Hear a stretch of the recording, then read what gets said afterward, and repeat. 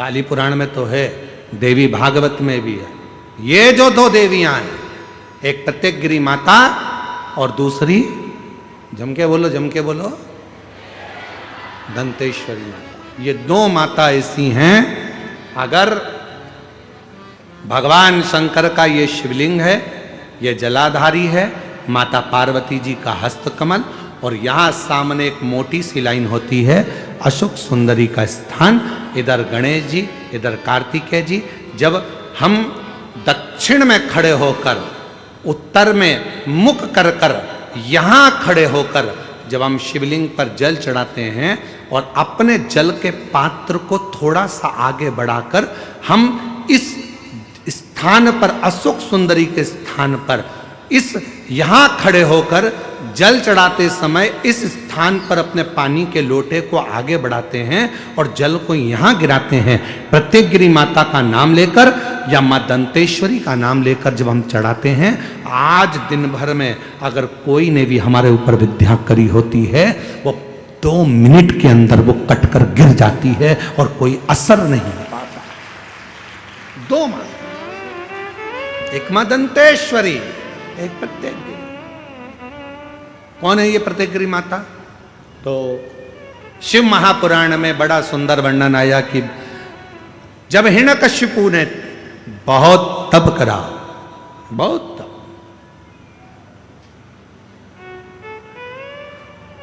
बहुत तप।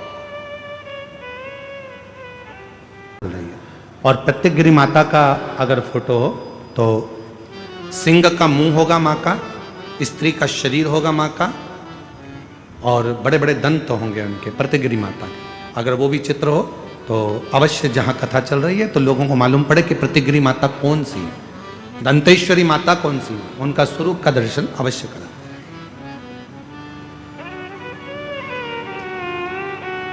और प्रत्येकगिरी माता का अगर फोटो का आप लोगों को समझ में ना आए तो एक बार हमको व्यासपीठ पर लाकर उस मोबाइल में दर्शन कराएं तो हम भी बता देंगे। प्रत्येकगिरी माता, 2 माता ऐसी है।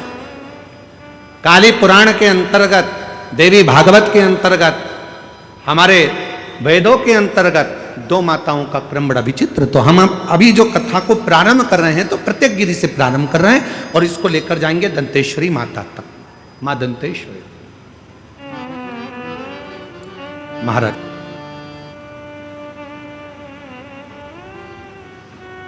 हिरण्यकशिपु ने तप किया, वर मांगा भगवान से, वर प्राप्त किया। ना नीचे मरूं, ना ऊपर मरूं, ना अंदर मरूं, ना बाहर मरूं, ना अस्त्र से मरूं, ना शस्त्र से मरूं। एक प्रत्येकगिरी माता का मोबाइल पर निकालेंगे।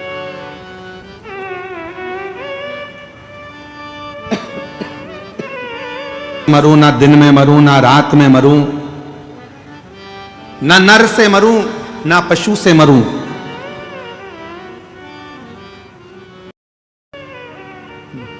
ना ही 12 महीने में मरूं।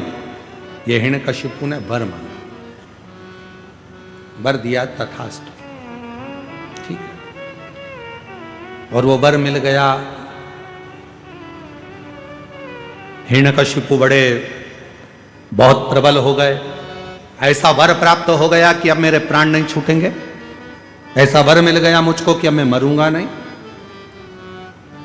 खूब खूब उत्पात हिरण्यकशिपु ने मचाया। घर आया तो पता चला कि मेरी धर्मपत्नी के गर्भ से एक बेटे ने जन्म लिया है जिसका नाम प्रहलाद है, जिसका नाम प्रहलाद का जन्म, हाँ, और वो भी देवऋषि नारद के घर में कुटिया में हुआ है प्रहलाद।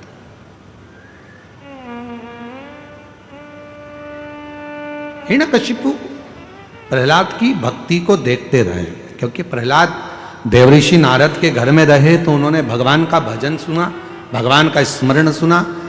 और हिरण्यकशिपु की धर्मपत्नी गर्भस्थ थी, जिसको मारने के लिए स्वयं इंद्र लेकर जा रहे थे कि गर्भ में जो बच्चा होगा वो मारना जरूरी है, नहीं तो हिरण्यकशिपु जैसा क्रोधी होगा, वह भी विवाद करने वाला होगा, असुर होगा। तो नारद जी ने उसको छुड़ा लिया था और नारद जी ने उसको इतना ज्ञान दिया था, इतना ज्ञान दिया कि गर्भस्थ बालक भगवान की अविरल भक्ति में डूबने वाला उत्पन्न हुआ। इसलिए हमारे पुराने समय की माताएं कहती हैं कि गर्भ में जब बच्चा रहे उस समय पर रामायण गीता का स्मरण करना चाहिए, गर्भवती नारी को भगवान का भजन करना चाहिए, गर्भवती नारी को भगवत स्मरण करना चाहिए, गर्भवती नारी को भगवान को जल चढ़ाना चाहिए, गर्भवती नारी को अच्छे अच्छे पुराण वेद और शास्त्र श्रवण भी करे और पढ़े भी।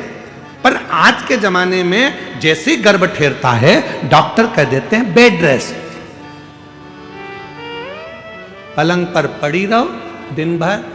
समझाना प्रारंभ किया, ज्ञान उपदेश देना प्रारंभ करे और भगवान के भजन गाना जो प्रारंभ करे तो गर्भ में जो बालक था जन्म लेते ही उसने आह्लाद किया, भगवान के नाम का वर्णन किया तो उसका नाम प्रहलाद हो गया। प्रहलाद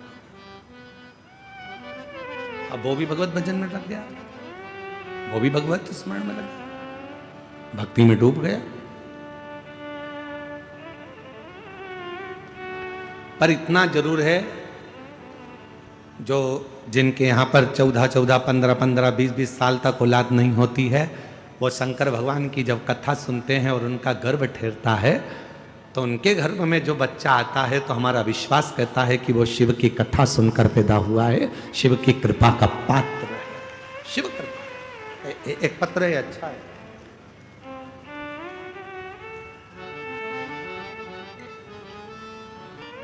विश्वास है तो परमात्मा है और विश्वास नहीं है तो परमात्मा भी नहीं।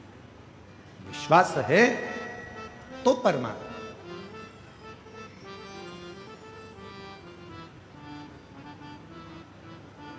प्रहलाद बहुत भगवान की भक्ति करता, हिरण्यकशिपु उसको मारने का प्लान पर प्लान करता, बहुत प्रयास, खोलते तेल में डाल दिया प्रहलाद को, नहीं मरा।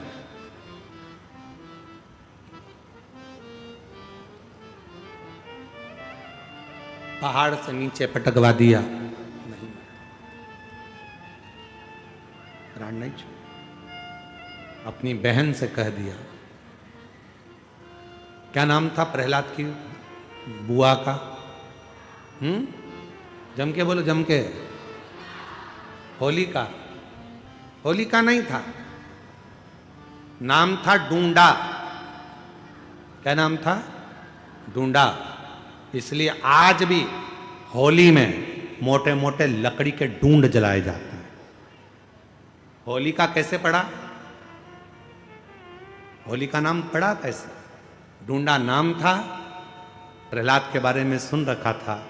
हिरण्यकशिपु ने आकर कहा, बहन डूंडा, तेरे पास ब्रह्मा जी की दी हुई चादर है, उसको तू अगर ओढ़ कर बैठ गई तो तू जलेगी नहीं। एक काम कर, प्रहलाद को गोदी में लेकर बैठ जा और जब बैठेगी आग ही चारों तरफ से लगेगी, तेरे ऊपर चादर रहेगी, तू बच जाएगी और प्रहलाद जल जाएगा। डूंडा ने अपने भाई का कहना मान लिया और चादर ओढ़ कर बैठ गई। चारों तरफ से आग लग गई। डूंडा को लगा मेरा छोटा सा भतीजा जल जाएगा, क्योंकि वो बुआ थी। बुआ कभी बद्दुआ नहीं देती है, बुआ दुआ देती है। बुआ ने अपनी चादर उतारी, अपने भतीजे पर, प्रहलाद पर डाल दी, खुद जल गई पर अपने भतीजे को बचा लिया। ऐसी होती है बुआ जो देती है दुआ। बुआ कभी बद्दुआ नहीं देती। आज के जमाने में बुआ शब्द को लोगों ने बदनाम कर दिया। लोगों को लगता है बुआ जी आई हैं तो कुछ लेकर जाएंगे, बुआ जी आई हैं तो कपड़े लेंगे, बुआ जी आई हैं तो ऐसा करेंगे। नहीं, तो दुआ देकर जाती है। लोगों ने होली का त्योहार मनाया, अर्थात वो डूंडा जलने से पहले अच्छा काम कर कर परमात्मा की होली इसलिए हमारे देश में मनाते हैं होली का त्योहार। वो मरने पर अपने भतीजे को बचाकर परमात्मा की होली थी वो होली। जैसा खाया अन्न वैसा हो गया मन, जैसा पिया पानी वैसी हो गई वाणी।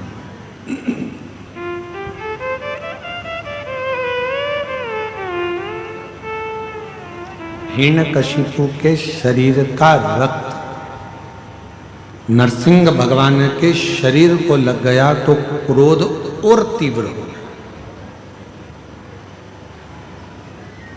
किसी के घर का यदि भोजन ग्रहण कर रहे हो तो पहले विचार करना कि वो भोजन हमें फलित होगा कि नहीं।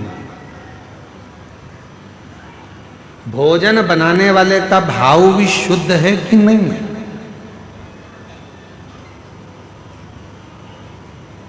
एक कितना सुंदर प्रसंग आता है कि एक राजा हमेशा मरने का सोचता था।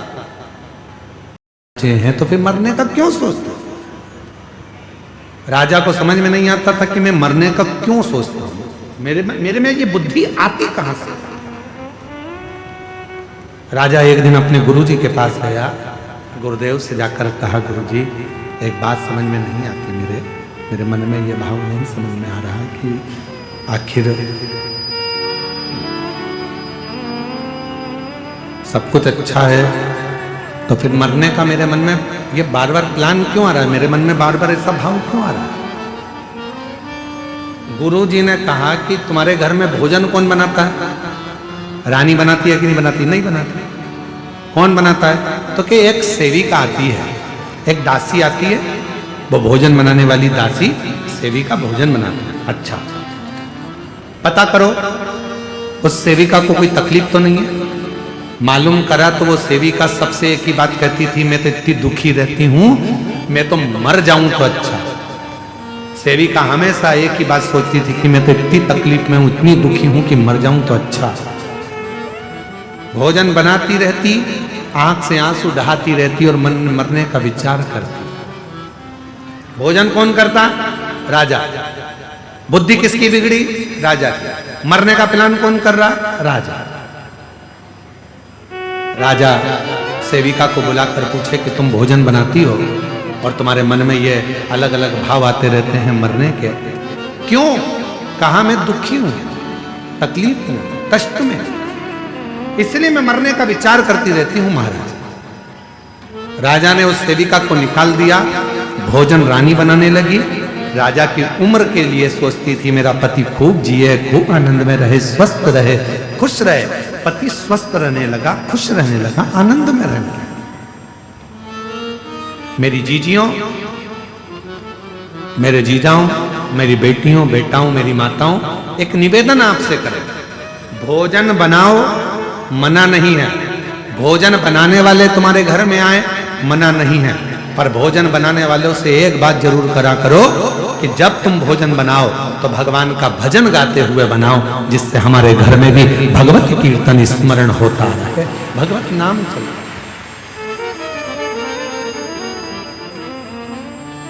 अब वो अपने टुकड़े रो रो कर, दुखड़े बोल बोल कर भोजन बनाए। अब मालूम पड़े अंदर इतना गुस्सा आ रहा, इतना गुस्सा आ रहा, और वो पूरा गुस्सा आटे उसनने में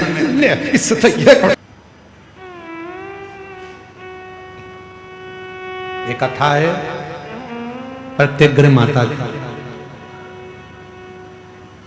कथा के प्रारंभ में कहा है दो देवी हैं, उन दोनों का जल,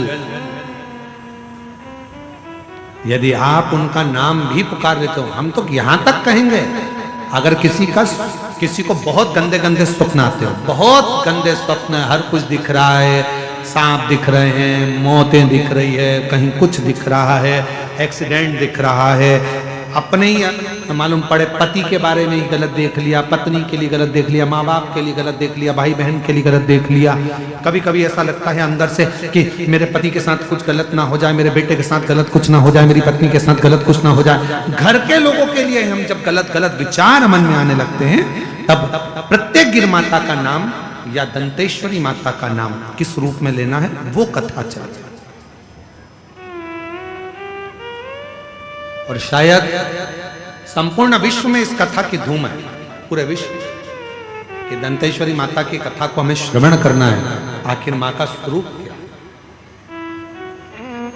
माता का स्वरूप, माता का स्मरण, माता की भक्ति, माता का ढूंढ रहा था। वो क्रोध शांत नहीं हो रहा था, क्रोध शांत। सब देवता मिलकर भगवान देवदेव महादेव के पास में पहुंच गए, भगवान शिव जी के पास।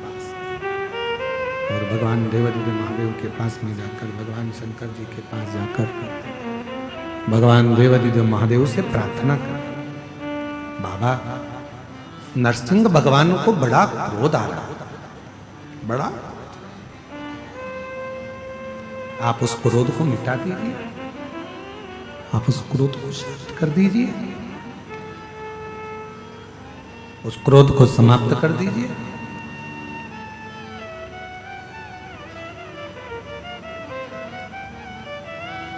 शंकर भगवान बोले, नरसिंह भगवान ने जो रूप रखा है, सारे देवताओं को शामिल कर कर नरसिंह भगवान इस पवित्र रूप को धारण करें। उनके क्रोध को शांत करने के लिए 33 कोटि देवता सब मुझ में समाये। 33 कोटि देवता सब मुझ में समाये। मैं एक पक्षी का रूप रखता हूं और नरसिंह भगवान को पक्षी का रूप रखकर अपने पंजे में उठाकर अलकनंदा नदी में ले जाकर डाल देता हूं। पक्षी सारे देवता राजी हो गए। अब नरसिंह भगवान से उनके सामने क्रोध को शांत करने के लिए शंकर भगवान श्रंभेश्वर महादेव बन गए। बोले श्रंभेश्वर महादेव की। भगवान शंकर का एक ऐसा स्वरूप, मुख है शेर का, शरीर है मनुष्य का और पंख बने हैं दो उड़ने के, शरंभ पक्षी। मेरे देव अधिदेव महादेव ने देखा कि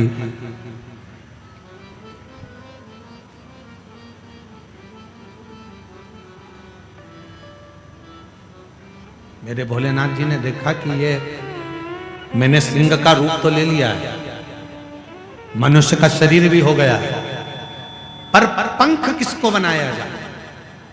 तब मेरे भोलेनाथ ने त्रिदेवियों का आवाहन किया, हे लक्ष्मी, हे पार्वती, हे सरस्वती, आओ और तुम मेरे पंख बन जाओ।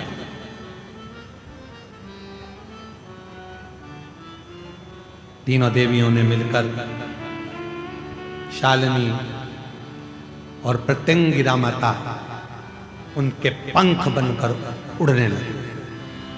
शंकर भगवान शरम पक्षी का रूप धरकर जो उड़े और सामने पहुंचे नरसिंह भगवान के, बिल्कुल ठीक सामने। नरसिंह भगवान ने देखा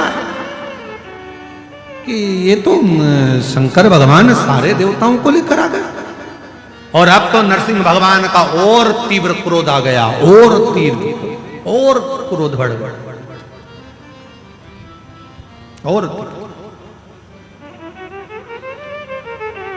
और जैसे ही और तीव्र क्रोध हुआ, नरसिंह भगवान ने अपना और रूप बदल लिया। शंकर भगवान बने शरम पक्षी, तो नरसिंह भगवान स्वयं गंडभैरुण का रूप धर लिए। एक ऐसा पक्षी जिसके दो मुख थे और बड़े बड़े पंख, दोनों में होने लगा युद्ध। देवता ने सोचा था हम तो इनको ठंडा करने के लिए, शांत करने के लिए जा रहे थे, पर इन दोनों में तो युद्ध छिड़ गया। करें क्या? उसी समय मां शरम्भ पक्षी के उस पंख के रूप में जो मां प्रत्यंगिरा माता थी, उसी समय पर उन्होंने अपना स्वरूप अलग किया और जैसे एक सिंह का मुख होता है, सिंह का मुख है, नारी का स्वरूप है, और मां उसी पल प्रत्यंगिरा माता के रूप में प्रकट हो गई। उसी पल, उसी दर, उसी समय। आप लोग दर्शन कर रहे होंगे आस्था चैनल पर, सभी आस्था चैनल वासी और जितने भी कथा में बैठे हैं, एलईडी पर भी आप लोग प्रत्यंगिरा माता का दर्शन कर रहे होंगे। भयंकर जिप्या लपलपाती हुई, भयंकर दंत है माता के, शरीर स्त्री का है मां के।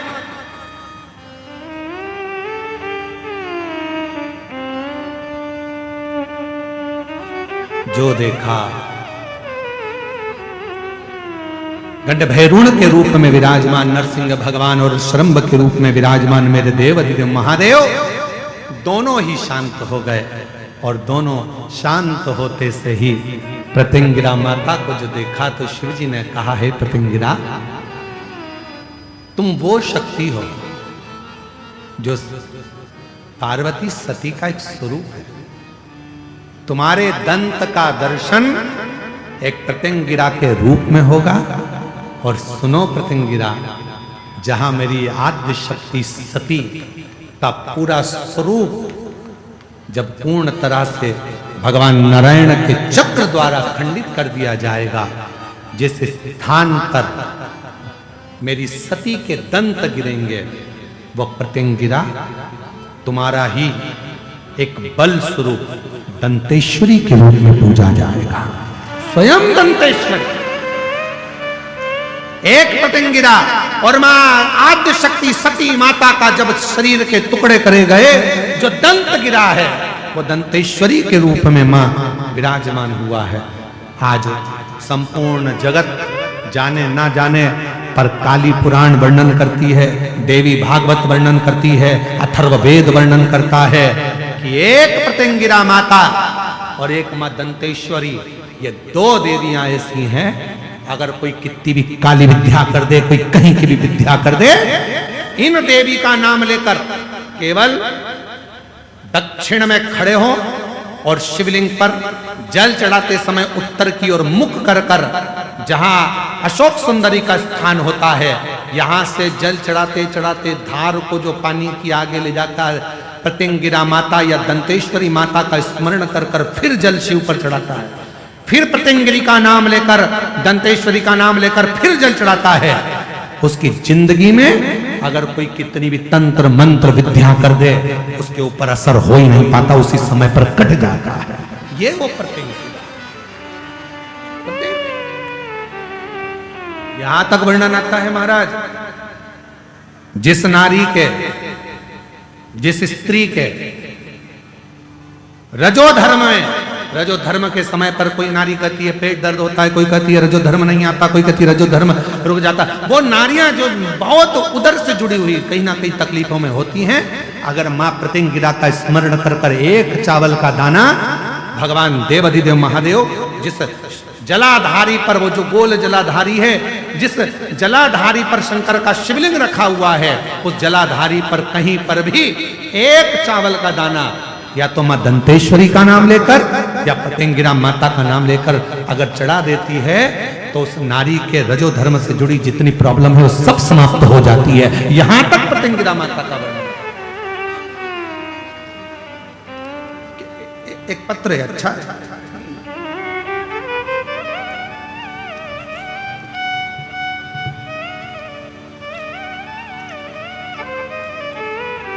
संतोष बिसाई, संतोषी बिसाई महाराज, मान लो कोई एकदम एक्सीडेंट हो गया, डॉक्टर ने जवाब दे दिया कि अब तो मुश्किल है, बहुत मुश्किल, बहुत मुश्किल, तब प्रयास करो बन सके, रात्रि के समय हो चाहे दिन का समय हो, कभी भी शिव जी के मंदिर में जाकर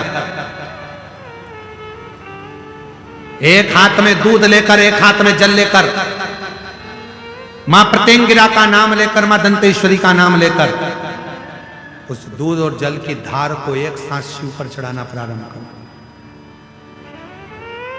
और प्रारंभ करो और उसका नाम बोलकर कि बाबा उसको संभाल लेना मेरे भोलेनाथ। बहुत डॉक्टर मना कर रहा है, पर तू कृपा करेगा तो वो अच्छा हो जाएगा, तेरी करूंगा तो वो ठीक हो जाएगा, तू कृपा